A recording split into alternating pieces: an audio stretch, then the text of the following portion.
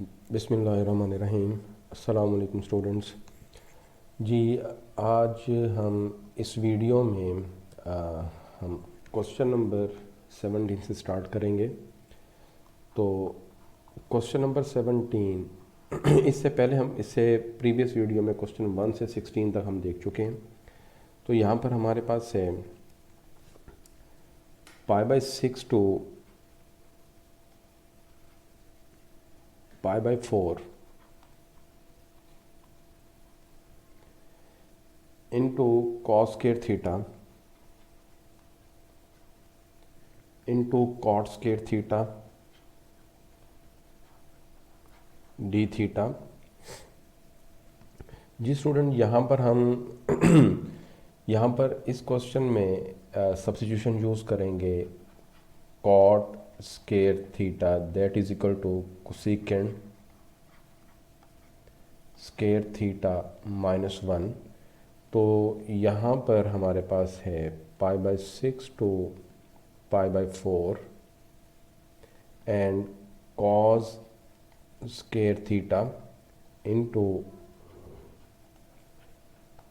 Cosecant square theta -1 into d theta. उसके बाद हमारे पास हम इस कोसेकेंड स्क्वायर थीटे को कॉस स्क्वायर थीटे से मल्टीप्लाई भी करेंगे और इस 1 को भी कॉस स्क्वायर थीटे से मल्टीप्लाई करेंगे। तो ये हमारे पास आ जाएगा from π/6 to π/4 cos square theta into cosecant square theta minus cos square theta and then d theta. हम लोग जानते हैं कि कोसेकेंड स्क्वायर थीटा जो है वो cosecant square theta is equal to 1 over sine square थीटे के इक्वल है। जब हम 1 ओवर साइन स्क्वायर थीटे को इस कॉस स्क्वायर थीटे से मल्टीप्लाई करेंगे तो ये हमारे पास, जब ये cosecant square theta mean 1 over sine square थीटे को कॉस स्क्वायर थीटे से मल्टीप्लाई करेंगे तो ये हमारे पास आ जाएगा cot square theta minus cos square theta.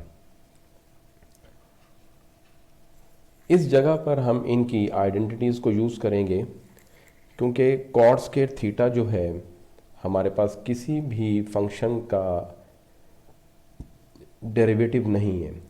तो इसलिए हम इसको इसकी सूटेबल आइडेंटिटी से रिप्लेस करेंगे, जो कि मैं ऊपर लिख चुका हूँ। Cot square theta is equal to cosecant square theta -1, जबकि हमारे पास कॉस स्क्वायर थीटा जो है ये अपनी डबल एंगल आइडेंटिटी में कन्वर्ट होगा और ये इक्वल है 1 plus cos 2 theta divided by 2। और यहाँ पर हम लिखेंगे माइनस 1 प्लस कॉस 2 थीटा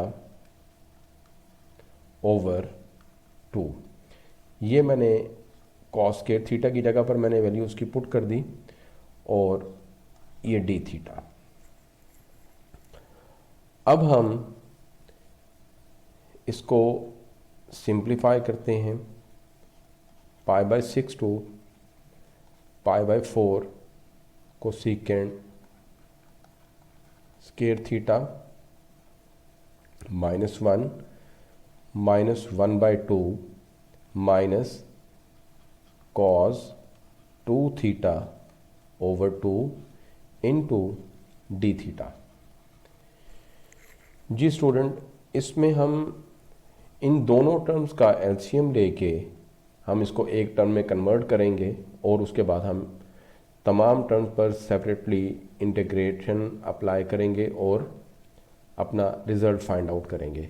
अब इसको लिखते हैं π/6 टू π/4 और ये आपके पास आ जाएगा कोसेकेंड स्क्वायर थीटा माइनस, जब इसका आप एलसीएम लेंगे तो ये आपके पास -3/2 में कन्वर्ट हो जाएगा और ये लिखा जाएगा आपके पास cos 2 theta over 2 into d theta. जी, अब तमाम टर्म्स पर 1/1 इंटीग्रेशन अप्लाई करें।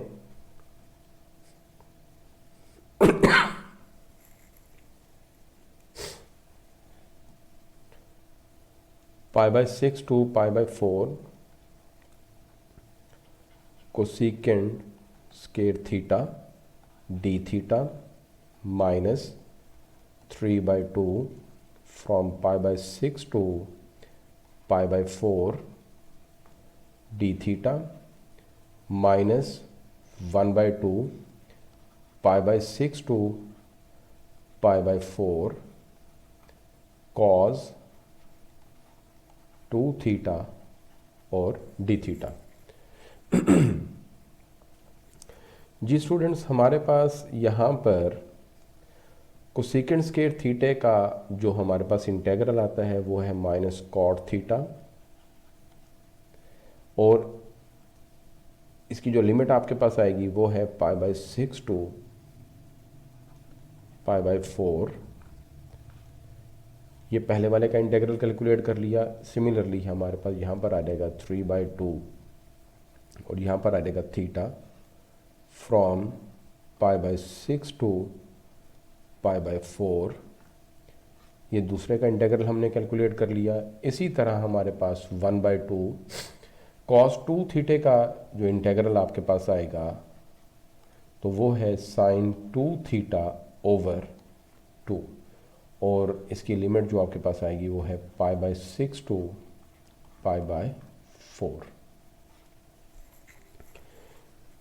जी, उसके बाद हमारे पास 1/1 इनकी हम लिमिट सब्स्टिट्यूट करेंगे तो ये आपके पास आ जाएगा माइनस को आप कॉमन निकाल लें और यहाँ पर एंगल की प्लेस पर पहले π/4 सब्स्टिट्यूट करेंगे। ये आ जाएगा π/4 देन माइनस, फिर आपके पास आ जाएगा π/6 माइनस 3/2। पहले अपर लिमिट पुट करेंगे थीटे की प्लेस पर तो π/4 माइनस π/6। ये 2 कॉमन निकल के ये 1/4 हो जाएगा। फर्स्ट हम अपर लिमिट सब्स्टिट्यूट करेंगे तो ये आ जाएगा आपके पास 2 इंटू π/4 माइनस साइन 2 इंटू π/6, और इस तरह से हमने ये तमाम लिमिट्स को पुटअप कर लिया। जी स्टूडेंट, हमारे पास हम जानते हैं कि tan π/4 जो है हमारे पास 1 है तो उसका रेसिप्रोकल tan का कॉट है। अगर tan π/4 1 है तो कॉट π/4 भी हमारे पास 1 आएगा। π/6 30, tan 30 1/√3 तो ये आपके पास आ जाएगा √3। Is this clear? देन 3/2 इसका आप एलसीएम लें तो ये आपके पास आ जाएगा 12, और ये आपके पास आ जाएगा 3π माइनस 2π माइनस 1/4। यहाँ से 2 जो है हमारे पास 4 से कैंसिल होगा तो ये रह जाएगा हमारे पास π/2, तो साइन π/2 हमारे पास 1 के इक्वल है। इस तरह 2 6 से कैंसिल होगा तो ये π/3 60, तो साइन 60 आपके पास है 1/2, सॉरी 1/2 में लिख गया हूँ यहाँ पे, तो ये आपके पास आ जाएगा साइन 60 √3/2। जी, उसके बाद हमारे पास -1 प्लस √3 माइनस, इसे कैंसिल करें हम यहाँ पर हमारे पास 3 से 12 कैंसिल हो जाएगा 4, और इसको फाइनलाइज करके लिखेंगे हम तो ये 3π माइनस 2π तो पाई रह जाएगा, π/8 माइनस 1/4 जब आप इसका एलसीएम लेंगे तो ये एलसीएम 2 आ जाएगा और यहाँ पर आ जाएगा 2 माइनस स्क्वायर रूट 3। जी स्टूडेंट्स, उसके बाद हमारे पास ये बन जाएगा हमारे पास -1 plus square root 3 minus pi by 8 minus 2 minus square root 3 divided by 8। जी एलसीएम लें इसका एज अ होल, तो ये बन जाएगा हमारे पास 8 minus 8 plus 8 square root 3 minus pi minus 2 plus square root 3। इसको सिंप्लीफाई करें तो ये आपके पास आ जाएगा -8 -2 -10, और बल्कि इसको लिख लें 8 और 8 स्क्वायर रूट 3 और 1 स्क्वायर रूट 3, तो ये 9 स्क्वायर रूट 3 -8 -2 -10, और आपके पास आ जाएगा माइनस पाई डिवाइडेड बाय 8। तो जी ये आपके पास रिक्वायर्ड इसका आंसर है। उसके बाद हमारे पास नेक्स्ट क्वेश्चन है। अच्छा, ये वाला क्वेश्चन मैं बताना भूल गया हूँ कि ये क्वेश्चन हमारे पास लॉन्ग क्वेश्चन की लिस्ट में है। ये क्वेश्चन हमारे पास इम्पॉर्टेंट लॉन्ग क्वेश्चन की लिस्ट में है।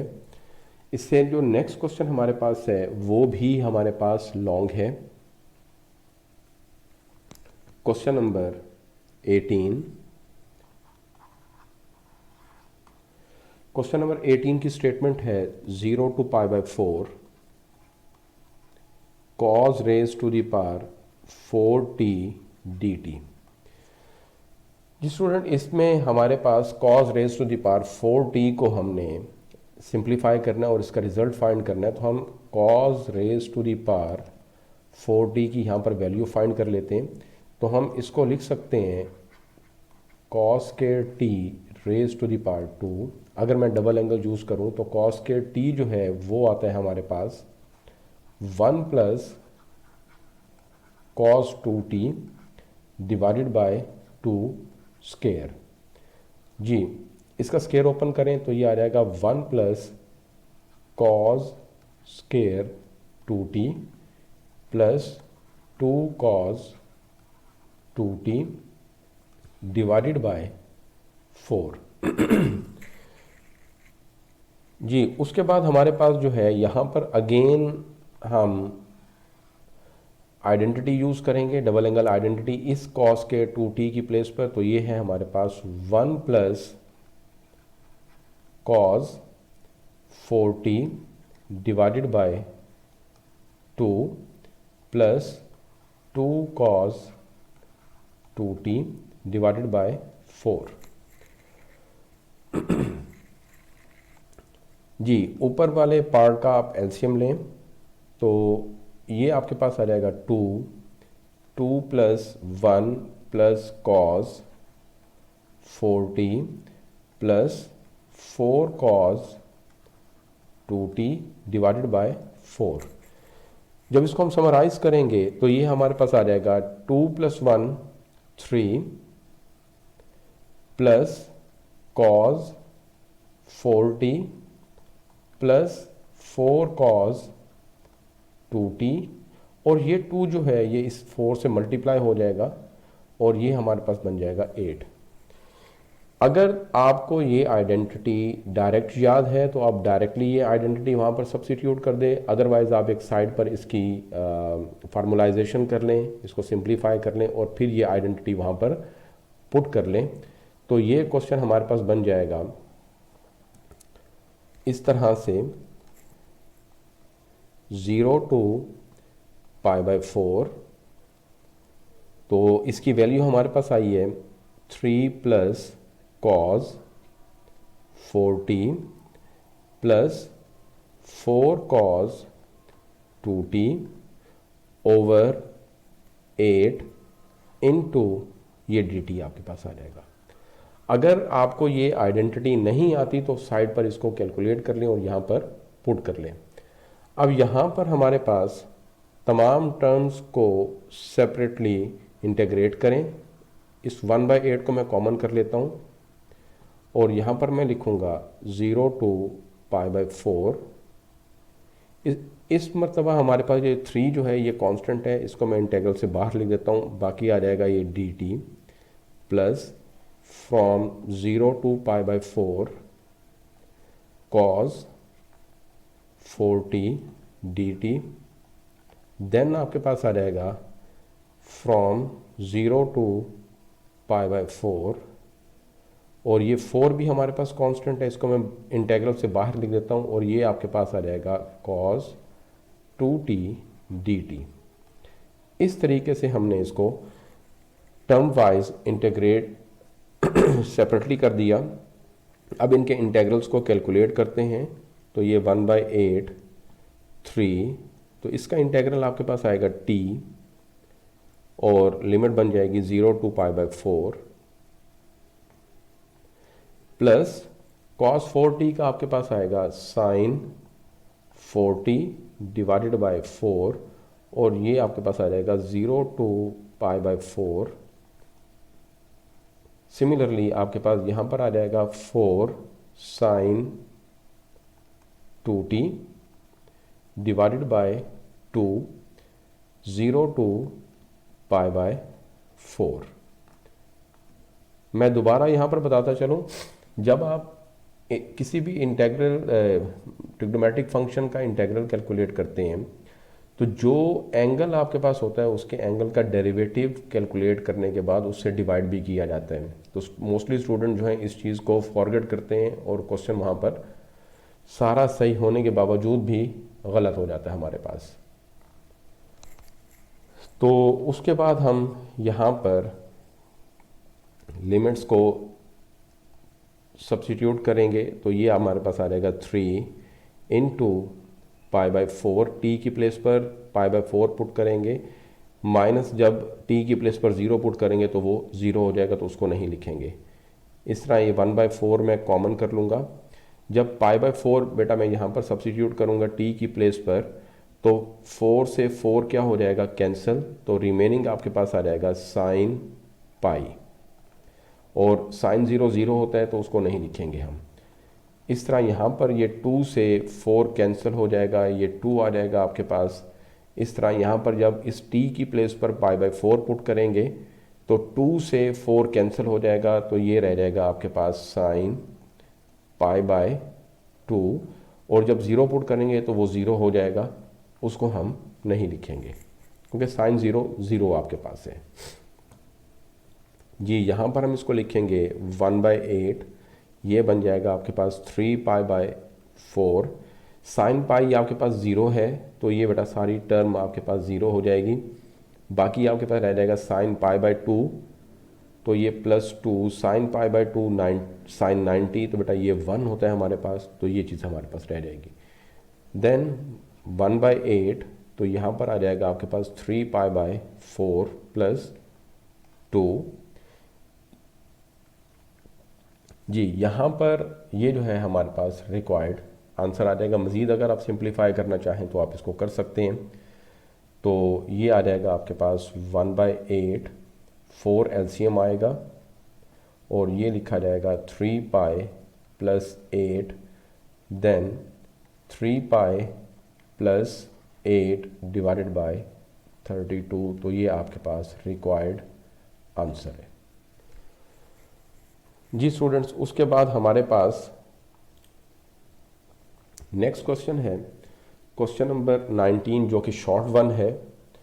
तो इसमें हम देखते हैं क्वेश्चन नंबर 19 को। ये इंपॉर्टेंट शॉर्ट है। 0 to π/3 cos square theta into sine theta d theta. जी स्टूडेंट, मैंने आप लोगों को पहले भी ये चीज़ बताई है कि जब भी अगर किसी फंक्शन का आपने उसके आगे डेरिवेटिव देखना हो तो उसकी पावर को आप कंसीडर नहीं करते, हमेशा बेस का डेरिवेटिव आगे देखा जाता है। तो इस वक्त बेस हमारे पास जो है कॉस थीटा है, तो कॉस थीटा का डेरिवेटिव आना चाहिए था माइनस साइन थीटा, लेकिन यहाँ पर माइनस नहीं है। तो बेटा इसका डेरिवेटिव बनाने के लिए हम -1 से मल्टीप्लाई भी करेंगे इंटेग्रल से बाहर, और इंटेग्रल के अंदर भी हम माइनस से मल्टीप्लाई करेंगे। -1 लिखें या माइनस लिख दें तो बात एक ही है हमारे पास जी। कॉस का डेरिवेटिव इसके आगे मौजूद है, तो अगर किसी फंक्शन का डेरिवेटिव उसके आगे मौजूद हो तो उसकी पावर में हम एक ऐड करते हैं, और जो पावर बने उसी से ही हम डिवाइड करते हैं। तो ये आपके पास आ जाएगा 0 to π/3 ji student.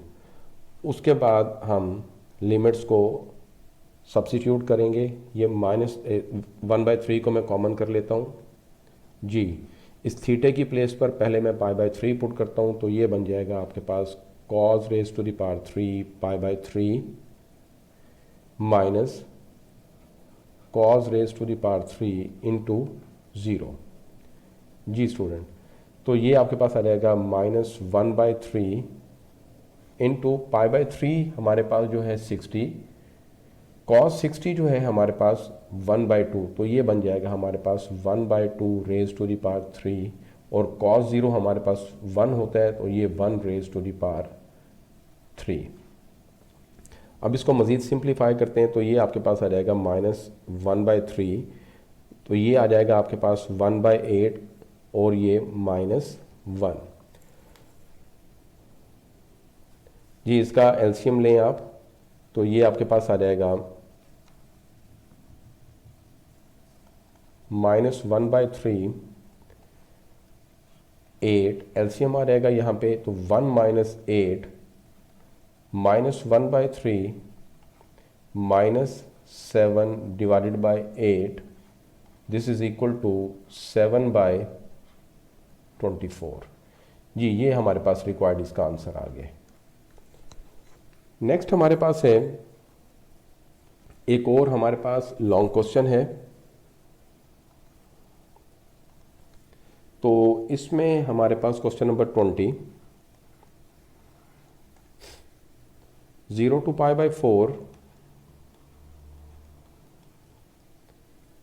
1 + cos square theta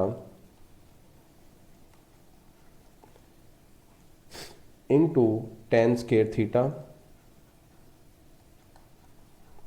d theta जी स्टूडेंट। ये tan square थीटे को हम 1 और cos square थीटे से मल्टीप्लाई करेंगे, तो ये आपके पास आ जाएगा फ्रॉम 0 to π/4, और ये बन जाएगा हमारे पास, जब tan square थीटा को 1 से मल्टीप्लाई करेंगे तो ये आपके पास tan square थीटा, और tan square थीटा को cos square थीटे से मल्टीप्लाई करेंगे तो tan square थीटा हमारे पास होता है sin square theta over cos square theta. जब इसको मैं इससे मल्टीप्लाई करूंगा तो cos square से cos square कैंसिल हो जाएगा, तो ये बाकी हमारे पास sin square थीटा रह जाएगा जी स्टूडेंट। हम इनका इंटेग्रल सेपरेट करते हैं, तो इसको मैं लिख सकता हूं इस तरह, from 0 to π/4 tan square theta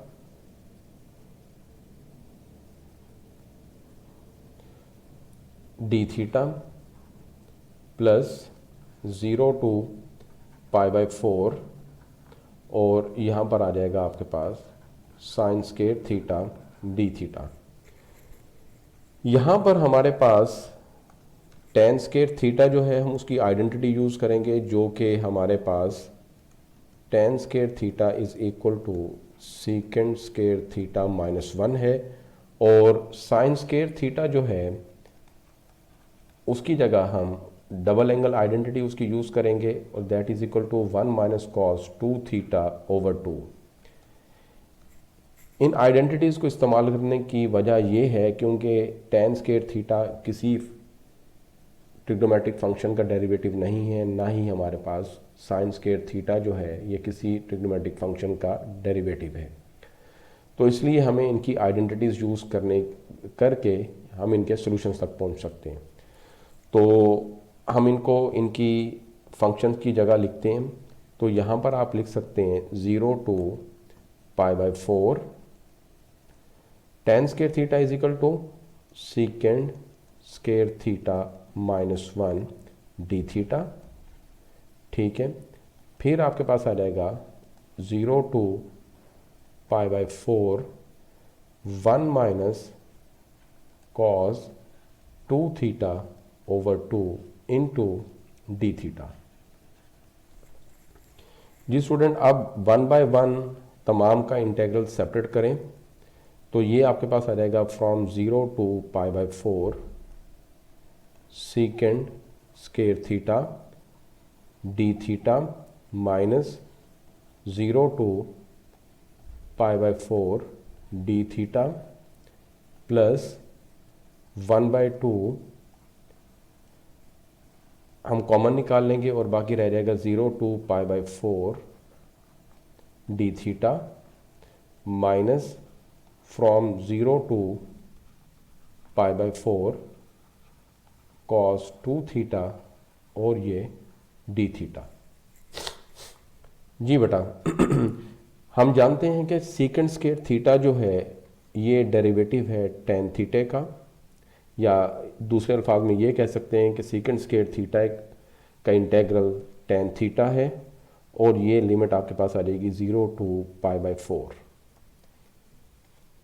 then d से इंटेग्रल कैंसिल हो जाएगा तो बाकी आपके पास रह जाएगा थीटा और ये लिमिट बन जाएगी 0 टू पाई बाय 4। फिर आपके पास आ जाएगा 1 बाय 2, डी से इंटेग्रल कैंसिल हो जाएगा अगेन तो ये आ जाएगा theta from 0 to pi by 4 minus cos 2 theta हमारे पास जो है ये आ जाएगा साइन 2 थीटा ओवर 2 और ये बन जाएगा हमारे पास 0 टू पाई बाय 4। जी इस तरीके से हमने टर्म वाइज उनके इंटेग्रल कैलकुलेट कर लिए। अब इनकी जगह पर इनके लिमिट्स को सब्स्टिट्यूट करेंगे तो ये आपके पास आ जाएगा टेन थीटे की जगह पाई बाय 4 पुट करेंगे तो ये टेन पाई बाय 4। बेटा जब ये थीटे की जगह पर 0 सब्स्टिट्यूट करेंगे तो टेन 0 0 होता है तो उसको ना लिखें आप, तो अपना टाइम सेव करें। इसी तरह यहाँ थीटे की जगह पर आप पाई बाय 4 पुट करें, जब थीटे की जगह पर 0 पुट करेंगे तो वो 0 हो जाएगा तो उसको भी ना लिखें आप। 1 बाय 2 जी यहाँ पर भी वही स्ट्रेटजी आप यूज़ करें, पाई बाय 4 जब 0 पुट करेंगे तो ये 0 हो जाएगा माइनस 1 बाय 2 यहाँ पर हम थीटे की जगह पाई बाय 4 जब पुट करेंगे, इस थीटे की जगह पाई बाय 4 तो 2 से 4 कैंसिल होके तो ये रह जाएगा आपके पास पाई बाय 2 माइनस जी स्टूडेंट जब यहाँ पर 0 पुट करेंगे तो ये साइन 0 0 होता है तो ये 0 हो जाएगा तो उसको भी आप ना लिखें। तो इस तरह से आप अपने टाइम को सेव कर सकते हैं। जी इनको अब इनके रिजल्ट्स को सिंप्लीफाई करें तो टेन पाई बाय 4 जो है आपके पास 1 के इक्वल है, ये आपके पास पाई बाय 4 आ जाएगा प्लस इसको अगर इससे मल्टीप्लाई करेंगे तो ये आपके पास आ जाएगा पाई बाय 8, 4 को 2 से। सिमिलरली इस 2 को जब इस 2 से मल्टीप्लाई करेंगे तो ये आपके पास आ जाएगा 1 बाय 4 और साइन पाई बाय 2 जो है वो 1 के इक्वल है। जी यहाँ पर हम जो कांस्टेंट टर्म्स हैं और जो विदाउट पाई वाली टर्म्स हैं उनको इकट्ठा कर लेते हैं और जो पाई वाली टर्म्स हैं उनको इकट्ठा कर लेते हैं तो ये बन जाएगा 1 minus 1 by 4 plus pi by 8 minus pi by 4। इसको सिंप्लीफाई करें तो ये आपके पास आ जाएगा 3/4 प्लस यहाँ इसका एलसीएम लेंगे आप तो ये आपके पास आ जाएगा माइनस पाई बाय 8। तो ये आपके पास आंसर आ जाएगा। यहाँ पे अगर मज़ीद इसका आपसे एलसीएम लेना चाहें तो ये 8 तो ये आपके पास आ जाएगा 6 माइनस पाई, तो ये आपके पास रिक्वायर्ड आंसर है। नेक्स्ट क्वेश्चन अगेन हमारे पास एक और लॉन्ग है तो उसकी तरफ मूव करते हैं हम। ये क्वेश्चन नंबर 21 और ये एक और इम्पॉर्टेंट लॉन्ग क्वेश्चन है। तो इसकी स्टेटमेंट हमारे पास है from 0 to π/4 secant theta divided by sine theta plus cos theta d theta. जी बेटा, यहाँ पर इसको सॉल्व करने के लिए जो हमारे पास टेक्निक है वो इस तरह है कि हम multiply and divided by secant theta. तो जब इसको हम लिखेंगे यहाँ पे, जब हम इसको मल्टीप्लाई करेंगे तो ये बन जाएगा हमारे पास 0 टू π/4। जब सीकेंड से मल्टीप्लाई करेंगे तो ये बन जाएगा हमारे पास सीकेंड स्क्वायर थीटा, और यहाँ पर आ जाएगा secant theta into sine theta plus cos theta और साथ ही डी थीटा। जी स्टूडेंट, यहाँ पर हम इसको लिखेंगे 0 to π/4 secant square theta divided by secant theta जो हमारे पास है ये 1/cos थीटा होता है, तो ये लिखा जाएगा sine theta over cos theta, जो कि हमारे पास tan थीटा के इक्वल बन जाएगा, प्लस सीकेंड और कॉस दोनों एक दूसरे के रेसिप्रोकल हैं। ये 1/cos है, वो cos है। जब इन दोनों को मल्टीप्लाई करेंगे तो आंसर हमारे पास 1 आ जाएगा। यहां पर हम अगर देखें 1 का डेरिवेटिव 0, tan का डेरिवेटिव जो है वो हमारे पास सीकेंड स्क्वायर है, तो इस टोटल टर्म का हमारे पास डेरिवेटिव ऊपर मौजूद है, तो हम इसको लिख सकते हैं log natural tan theta plus 1, और ये आपके पास आ जाएगा from 0 to π/4।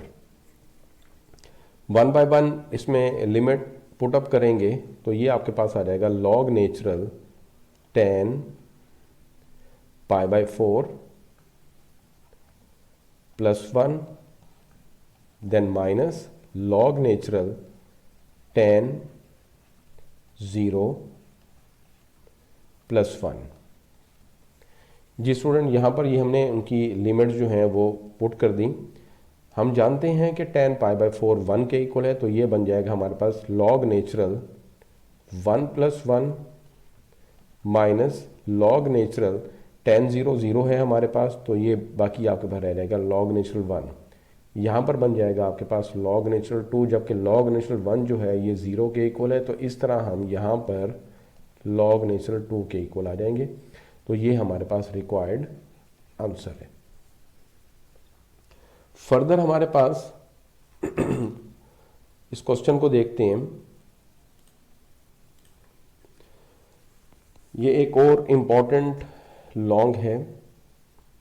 Question number long में भी आ सकता है और ये शॉर्ट में भी आ सकता है। 22 which is equal to -1 to 5 mod x - 3 dx। जी स्टूडेंट, अगर हम x - 3 को 0 पुट करें तो ये हमारे पास जो है ये कर्व x एक्सिस को टच करती है 3 पे। तो अगर हम इसका ग्राफ बनाएं यहाँ पर x - 3 mod, तो ये हमारे पास बन जाता है यहाँ पे ये फंक्शन आपके पास जो है इसका ग्राफ कुछ इस तरह से बनता है। यहाँ पे ये अगर आप यहाँ पर इसको कहें, ये आपके पास -1 है, ये आपके पास 0, ये 1, ये 2 और ये 3, 4 और ये 5। तो ये 3 पर ये इसका इस फंक्शन का ग्राफ जो है वो x एक्सिस को टच करता है और उसके बाद ये अपनी डायरेक्शन जो है ये चेंज कर लेता है। यहाँ पर आप देखें -1 से 3 तक फंक्शन अपनी डिक्लाइन फॉर्म में है, ये फंक्शन डिक्रीज हो रहा है। तो इस वजह से यहाँ पर जो फंक्शन की वैल्यू होगी ये होगा -x - 3। ये माइनस इंडिकेट कर रहा है कि फंक्शन की वैल्यू डिक्रीज हो रही है, और यहाँ पर हमारे पास जो है आफ्टर 3 हमारे पास फंक्शन की वैल्यू जो है ये इंक्रीज कर रही है। तो यहाँ पर इसका साइन आएगा प्लस और ये आ जाएगा x-3। तो यहाँ पर जब हम ऐसे फंक्शंस को डील करते हैं तो इसमें लिमिट जो है ये ब्रेक होगी। पहले -1 से लेकर 3 तक ये फंक्शन डिक्रीजिंग फॉर्म में है, ठीक है, और फिर उसके बाद 3 से लेकर 5 तक ये फंक्शन जो है इंक्रीज कर रहे हैं। तो हम इसको इस तरह लिखेंगे, इसकी लिमिट को ब्रेक करके, कि फ्रॉम -1 to 3 -x-3, ठीक है। ये एब्सोल्यूट वैल्यू फंक्शन जो है जब भी आपके पास आए तो आपने उसको इस तरह से रिजॉल्व करना होता है अगर इंटीग्रल के क्वेश्चंस में आए हमारे पास। प्लस और फिर उसके बाद ये फ्रॉम 3 to 5 फंक्शन जो है अपनी पॉजिटिव वैल्यू ले रहा है यहाँ पे। तो ये आपके पास आ गया। अब टर्म वाइज तमाम चीज़ों को आप सेपरेट कर दें यहाँ पे, तो ये आपके पास आ जाएगा -1 to 3। जब इस माइनस को x से मल्टीप्लाई करेंगे तो ये -x आएगा, माइनस को मैंने कॉमन कर लिया, ये dx। देन आपके पास आ जाएगा माइनस माइनस प्लस, 3 कांस्टेंट है, और ये आपके पास आ जाएगा from -1 to 3 dx plus from 3 to 5 और ये x dx, और ये आपके पास आ जाएगा -3 फ्रॉम 3 to 5 dx। जी स्टूडेंट, ये हमने यहाँ तक इसको कर लिया। नेक्स्ट हम इनके इंटेग्रल्स को कैलकुलेट करते हैं यहाँ पे। तो ये आपके पास आ जाएगा -x²/2। क्यों मैंने लिखा x²/2? क्योंकि इस x का डेरिवेटिव इसके आगे मौजूद है यहाँ पे, तो हम इसकी पार में एक ऐड करेंगे, डिवाइड करेंगे, और लिमिट इसकी आ जाएगी फ्रॉम -1 to 3, और मैंने इसको फाइनल कर दिया। देन 3 डिफरेंशियल से या डेरिवेटिव से, या हम कह सकते हैं d से इंटीग्रल कैंसिल हो जाएगा, बाकी आपके पास x रह जाएगा, और ये आ जाएगा from -1 to 3। Then plus 3, similarly x का डेरिवेटिव उसके आगे मौजूद है, तो ये हमारे पास आ जाएगा x²/2, और ये आ जाएगा आपके पास फ्रॉम 3 to 5। देन आप यहाँ पर लिखेंगे 3, डिफरेंशियल से इंटीग्रल कैंसिल हो जाएगा, ये आपके पास x आ जाएगा फ्रॉम 3 to 5। जी 1 by 1 इनमें लिमिट्स आप पुट अप करें तो ये आपके पास बन जाएगा -1/2, ये कॉमन कर लेता हूँ, और इस x की जगह पर मैं जब 3 पुट करूँगा तो ये 9 हो जाएगा, माइनस जब -1 का मैं स्केयर लिखूँगा यहाँ पर तो ये 1 हो जाएगा। फिर +3, इस x की प्लेस पर 3 पुट करेंगे तो ये 3 आ जाएगा। देन माइनस, फिर -1 को यहाँ पर लिखेंगे तो ये -1 आएगा, तो यहाँ पर ये मल्टीप्लाई होके +1 बन जाएगा। सिमिलरली जब इस 2 को कॉमन करेंगे तो ये आ जाएगा 3/2। x की प्लेस पर 5 पुट करूँगा तो ये आपके पास 25। देन -3 को जब x की प्लेस पर पुट करूँगा तो ये 9 हो जाएगा। -3, x की प्लेस पर 5 पुट करूँगा तो ये 5, देन माइनस, फिर 3 पुट करूँगा तो ये 3 आ जाएगा। जी स्टूडेंट, यहाँ पर 9 - 1 8, जब इसको 2 से डिवाइड करूँगा तो ये 4 हो जाएगा मेरे पास। यहाँ पर 3 + 1 4, तो ये आपके पास 3 से मल्टीप्लाई होके 12 हो जाएगा। इस तरह 25 में से 9 माइनस करें तो ये आपके पास 16 को 2 से डिवाइड करेंगे तो ये आपके पास 8 आ जाएगा। और -3, 5 - 3, तो ये आपके पास 2 आ जाएगा।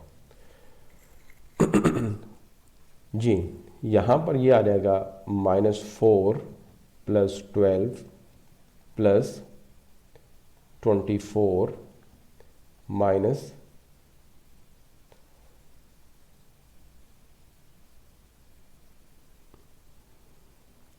ये आपके पास आ जाएगा 6। जी यहाँ पर आपके पास जो है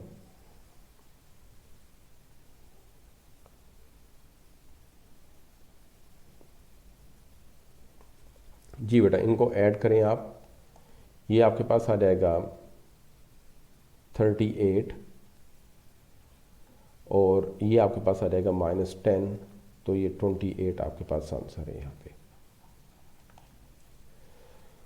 नेक्स्ट हमारे पास है क्वेश्चन नंबर 23। 23 में हमारे पास स्टेटमेंट है फ्रॉम 1/8 टू 1 और ये आ जाएगा x raise to the power 1/3 plus 2 raise to the power 2 dx divided by x raise to the power 2/3। जी स्टूडेंट, इसका आसान सा हल ये है कि हम जो टर्म डिनोमिनेटर न्यूमरेटर में है उसका स्क्वायर ओपन कर देते हैं, तो ये हमारे पास आ जाएगा फ्रॉम 1 to 8 1/8 to 1। इसका स्क्वायर ओपन करें तो ये आपके पास आ जाएगा 2/3 plus 4 plus 4 x raise to the power 1/3 divided by x raise to the power 2/3 और ये आपके पास dx। जी यहाँ पर हमारे पास जो है बहुत मरतबा ये देखा गया स्टूडेंट्स, इस x रेज टू पावर 2/3 को इससे कैंसिल कर देते हैं, हालांकि ये इंतहाई गलत है। ऊपर आपके पास 3 टर्म्स मौजूद हैं और इस x रेज टू पावर 2/3 को आपने तीनों टर्म्स पर अलग अलग अप्लाई कर डिवाइड करना है। ये इसको इससे कैंसिल कर देंगे तो सारा क्वेश्चन गलत हो जाएगा आपका। तो इसको आप लिखेंगे 1/8 to 1 और ये आपके पास आ जाएगा x raise to the power 2/3 divided by x raise to the power 2/3 plus 4 over x raise to the power 2/3 plus 4 x raise to the power 1/3 divided by x raise to the power 2/3।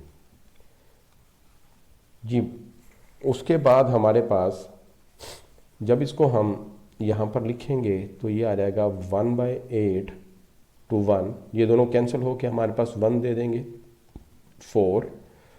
और मैंने पहले आपको ये चीज़ बताई है कि अगर कोई पार वाली चीज़ डिनोमिनेटर में होगी तो उसको आप न्यूमरेटर में लिखेंगे, तो ये आपके पास आ जाएगा -2/3 then plus 4 x raise to the power 1/2। जब इसको ऊपर लेके जाएंगे न्यूमरेटर में तो ये आपके पास इस तरह लिखा जा सकता है dx। यहाँ पर हम टर्म वाइज इंटेग्रल को सेपरेट करेंगे तो ये आ जाएगा 1/8 to 1 dx प्लस 4 कांस्टेंट है, इसको कॉमन कर लेते हैं और ये आपके पास आ जाएगा 1/8 to 1 x raise to the power -2/3 dx। यहाँ पर हमारे पास जो है बेसिस सेम, पार्ट्स को जब ऐड करेंगे आप तो ये आपके पास आ जाएगा 4 यहाँ पर आपके पास आ जाएगा बेसिस सेम, तो ये देखें x raise to the power 1/2 x raise to the power -2/3 basis same, तो ये पार्ट्स को आप ऐड कर देंगे तो ये आपके पास आ जाएगा -1/3। तो यहाँ पर आप इसको x raise to the power -1/3 dx। जी अब इनके इंटेग्रल्स को कैलकुलेट करें आप, तो ये आपके पास आ जाएगा x फ्रॉम 1/8 to 1 प्लस 4। जब यहाँ पर आप इसका इंटेग्रल लेंगे तो यहाँ पर x का डेरिवेटिव मौजूद है 1, इसकी पावर में एक ऐड करेंगे तो ये आपके पास आ जाएगा 1/3 डिवाइडेड बाय 1/3 और ये लिमिट आपके पास आ जाएगी 1/8 to 1। देन आपके पास आ जाएगा प्लस 4, यहाँ पर इसका डेरिवेटिव इसके आगे मौजूद है तो पावर में एक ऐड करेंगे तो ये आपके पास आ जाएगा 2/3 डिवाइडेड बाय 2/3 और ये आपके पास आ जाएगा 1/8 to 1। यहाँ पर हमने लिमिट नहीं लिखी, 1/8 to 1। जी स्टूडेंट, यहाँ पर ये हमने तीनों को इंटीग्रेट कर लिया। अब लिमिट सब्स्टिट्यूट करेंगे और सिंप्लीफाई करेंगे तो ये आपके पास है 1 x की प्लेस पर 1 पुट करेंगे, देन माइनस, फिर लोअर लिमिट पुट करेंगे तो ये 1/8। इसी तरह जब इसको सिंप्लीफाई करके लिखेंगे तो ये आ जाएगा 4 इंटू 3/1, और अब लिमिट पुट करेंगे, upper limit 1 raise to the power 1/3 minus 1/8 raise to the power 1/3, plus इसको लिख सकते हैं हम 3/2। जी, यहाँ पर हम लिमिट सब पुट करेंगे तो ये आ जाएगा 1 raise to the power 2/3 minus 1/8 raise to the power 2/3। जी, यहाँ पर हम इसको लिखेंगे, जब एलसीएम लेंगे 8 माइनस 1 तो 7/8, प्लस 4 को 3 से मल्टीप्लाई करें तो ये 12 आ जाएगा, 1 रेज टू द पावर 1/3 तो ये 1 होगा। तो इसको हम लिख सकते हैं 1/2 रेज टू द पावर 3, तो ये 1/2 raise to the power 3 multiplied by 1/3, plus 2 से 4 कैंसिल हो जाएगा, 2 तो ये 6 हो जाएगा, 1 raise to the power 2/3 that is 1। Again 1/8 को हम लिख सकते हैं 1/2 raise to the power 3 multiplied by 2/3। जी स्टूडेंट, यहाँ पर ये 3 से 3 कैंसिल हो जाएगा, यहाँ से ये 3 से 3 कैंसिल हो जाएगा, बाकी हम लिखेंगे 7/8 प्लस 12, 1 माइनस, यहाँ पर आपके पास 1/2 रह जाएगा, प्लस 6, यहाँ पर आपके पास रह जाएगा 1/2 रेज टू द पावर 2 तो ये 1/4 आ जाएगा। उसके बाद हमारे पास है 7/8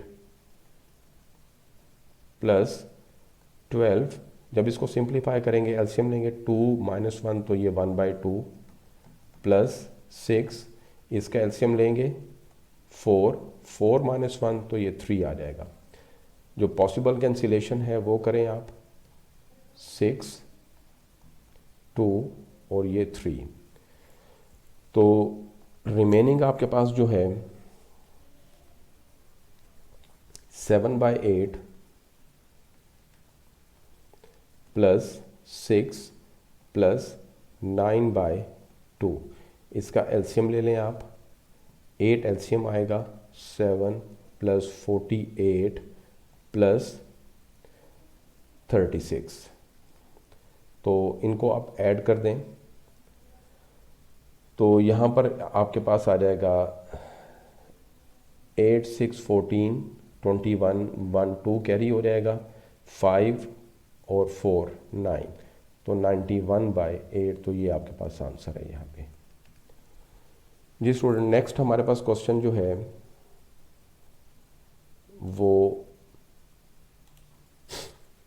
वो है 24। ये शॉर्ट वन है यहाँ पे, तो ये लिखा जाएगा फ्रॉम 1 to 3, और यहाँ पर आ जाएगा x² minus 2 over x+1 dx। ये जो हमारे पास फ्रैक्शन है ये इम्प्रॉपर है, इसको हमने प्रॉपर बनाना है, तो उसके लिए हम इसको डिवाइड करते हैं, तो ये आ जाएगा x² माइनस 2 और यहाँ पर x+1, यहाँ पर मेरे पास x² है और यहाँ पर x है, इस x को हमने x² में कन्वर्ट करना है, तो मैं यहाँ पर x से मल्टीप्लाई करता हूँ, जब इस x को इस x से मल्टीप्लाई करेंगे तो ये आपके पास आ जाएगा x², फिर x को इस 1 से मल्टीप्लाई करेंगे तो ये आ जाएगा x। साइन चेंज करें तो ये कैंसिल हो जाएगा, यहाँ पर आ जाएगा -x - 2। अब इसको -x बनाना है तो हम क्या करेंगे, -1 से मल्टीप्लाई करेंगे, जब -1 को मैं इस x से मल्टीप्लाई करूँगा तो ये आ जाएगा -x, -1 को +1 से मल्टीप्लाई करेंगे तो ये -1 आ जाएगा। तो साइन चेंज करें, ये x से x कैंसिल हो जाएगा और ये -1 आ जाएगा आपके पास। तो इसको फिर हम लिख सकते हैं इस तरीके से 1, 2, 3, और ये आपके पास आ जाएगा x - 1 -1 over x+1 into dx। यहाँ पर हमारे पास अब तमाम टर्म्स को सेपरेटली हम इंटीग्रेट करेंगे, 1, 2, 3 x dx minus integral from 1 to 3 dx minus integral from 1 to 3 dx divided by x plus 1। जी स्टूडेंट, पहले वाले जो इंटेग्रल है इसका आंसर क्या आएगा? इसका आंसर ये है, इस x का डेरिवेटिव इसके आगे मौजूद है, पावर रूल लगाएंगे तो पावर में एक ऐड करेंगे और उसी से डिवाइड करेंगे तो ये आ जाएगा 1 to 3। ये पहले का इंटेग्रल कैलकुलेट हो गया। डिफरेंशियल और इंटेग्रल अगेन हम जानते हैं कि एक दूसरे के अगेंस्ट होते हैं, तो d से इंटेग्रल कैंसिल हो जाएगा तो बाकी आपके पास रह जाएगा x और ये आ जाएगा फ्रॉम 1 to 3। और इसी तरीके से यहाँ पर 1 का डेरिवेटिव 0, x का डेरिवेटिव हमारे पास ऊपर मौजूद है 1, तो अगर किसी फंक्शन का डिफरेंशियल या डेरिवेटिव उसके न्यूमरेटर में मौजूद हो तो उसके साथ हम लॉग नेचुरल लिखते हैं, तो ये आ जाएगा x प्लस 1 और लिमिट फ्रॉम 1 to 3। जी यहाँ पर हमारे पास हमने इनके इंटेग्रल्स कैलकुलेट कर लिए। अब 1 by 1 लिमिट्स को पुट करेंगे। पहले अपर लिमिट तो ये आपके पास आ जाएगा 3 स्क्वायर, फिर माइनस लोअर लिमिट तो ये 1 स्क्वायर, माइनस पहले अपर लिमिट x की प्लेस पर पुट करेंगे 3, देन x की प्लेस पर 1 पुट करेंगे तो ये 1 आ जाएगा, माइनस लॉग नेचुरल पहले अपर लिमिट पुट करेंगे x की प्लेस पर तो ये आ जाएगा 3 plus 1, then minus log natural फिर 1 पुट करेंगे तो ये आ जाएगा 1 प्लस 1। जी स्टूडेंट, यहाँ पर आपके पास है 1 by 2 9 minus 1 minus 3 minus 1 2 minus log natural 4 minus log natural 2। यहाँ पर आपके पास आ जाएगा 9 माइनस 1 8, उसको 2 से डिवाइड करेंगे तो ये 4 आ जाएगा, माइनस 2 माइनस, और हम जानते हैं कि अगर दो लॉग माइनस हो रहे हो तो वो हमारे पास डिवाइड हो जाते हैं, तो ये आ जाएगा 4 by 2। This implies that 4 minus 2 तो ये 2 आ जाएगा आपके पास, और जब इसको डिवाइड करेंगे तो ये आपके पास आ जाएगा लॉग नेचुरल 2। तो ये बेटा हमारे पास इस क्वेश्चन का आंसर आ जाएगा। अब हम नेक्स्ट क्वेश्चन की तरफ चलते हैं, जो कि क्वेश्चन नंबर 25 है, और ये इम्पॉर्टेंट शॉर्ट है। यहाँ पर हमारे पास फ्रॉम 2 to 3, यहाँ पर आपके पास आ जाएगा 3x square minus 2x plus 1 divided by x minus 1 into x square plus 1। देखने में ऐसे लगता है कि जैसे हमने यहाँ पर पार्शियल फ्रैक्शन अप्लाई करनी है और ये क्वेश्चन बहुत ज़्यादा लेंथी हो जाएगा। हम अगर डिनोमिनेटर में जो हमारे पास फैक्टर्स हैं इन दोनों को अगर मल्टीप्लाई कर दें तो इस चीज़ का डेरिवेटिव हम देखेंगे कि ऊपर बनता हुआ नज़र आएगा हमारे पास। तो ये लिखेंगे 2 to 3, तो ये आपके पास आ जाएगा 3x square minus 2x plus 1। जब इस x स्क्वायर को x से मल्टीप्लाई करेंगे तो ये आपके पास आ जाएगा x क्यूब, फिर इस माइनस 1 को x स्क्वायर से मल्टीप्लाई करेंगे तो ये आपके पास आ जाएगा x स्क्वायर, फिर इस x को 1 से मल्टीप्लाई करेंगे तो ये x आ जाएगा, फिर इस माइनस 1 को प्लस 1 से मल्टीप्लाई करेंगे तो ये माइनस 1 आ जाएगा आपके पास। जी स्टूडेंट, उसके बाद हमारे पास जो है, अब यहाँ पर देखें x क्यूब का डेरिवेटिव क्या आता है 3x स्क्वायर, जो कि ऊपर मौजूद है। देन x स्क्वायर का डेरिवेटिव आपके पास क्या आएगा, माइनस एक्स स्क्वायर का माइनस 2x प्लस x का 1, और 1 का क्या आ जाएगा 0। तो हमें सारा हमने देखा कि ये इस टोटल टर्म का डेरिवेटिव पर मौजूद है। अगर डेरिवेटिव मौजूद है तो फिर हम क्या लगाते हैं, लॉग नेचुरल।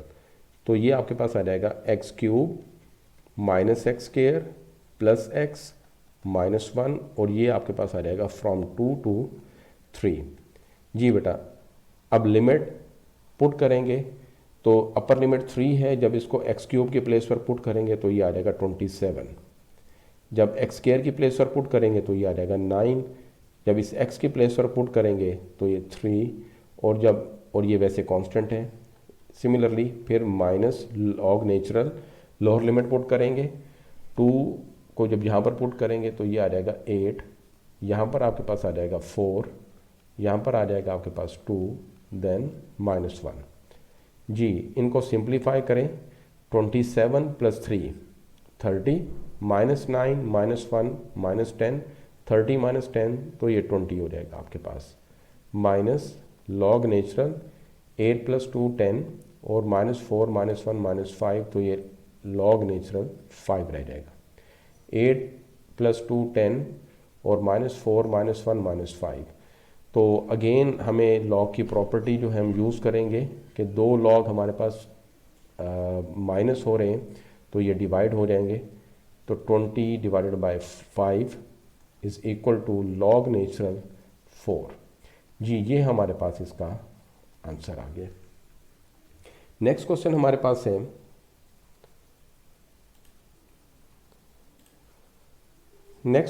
पास है वो है क्वेश्चन नंबर 26, जिसकी स्टेटमेंट हमारे पास है फ्रॉम 0 to π/4। ये एक शॉर्ट क्वेश्चन है। तो sin x -1 divided by cos x। जी स्टूडेंट यहाँ पर हमारे पास जो है न्यूमरेटर में हमारे पास दो टर्म्स हैं, 0 to π/4। तो हम हर टर्म पर यहाँ पर देखें एक sin x है और एक 1 है और नीचे हमारे पास क्या है cos स्क्वायर, तो साइन पर भी cos स्क्वायर को डिवाइड करेंगे और 1 पर भी cos स्क्वायर को डिवाइड करेंगे, तो ये बन जाएगा आपके पास sin x divided by cos square x 1/cos square x into dx। अब यहाँ पर देखें कि हमारे पास जो है इसको लिखा जा सकता है फ्रॉम 0 to π/4।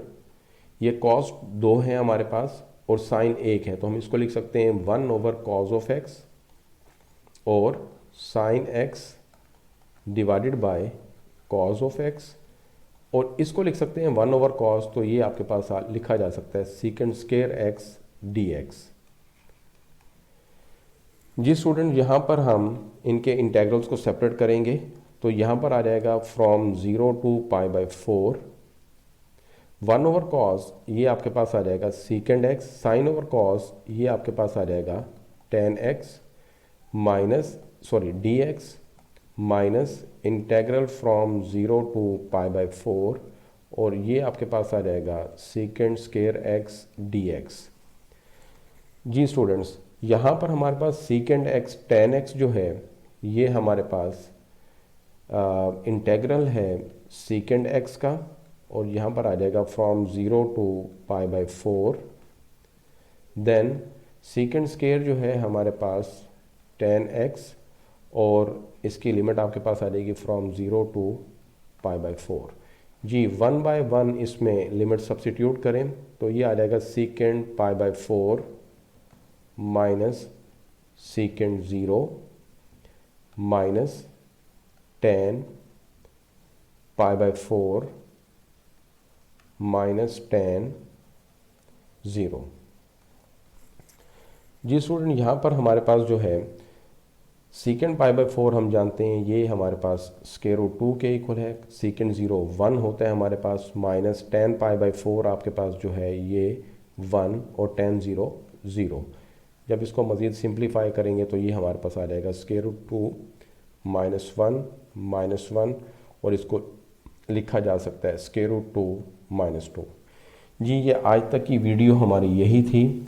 उसके बाद इंशाल्लाह ताला बाकी कुछ इसके क्वेश्चंस रह गए हैं, वो हम इसके थर्ड पार्ट में करेंगे, नेक्स्ट वीडियो में उसको मैं सॉल्व कर दूंगा।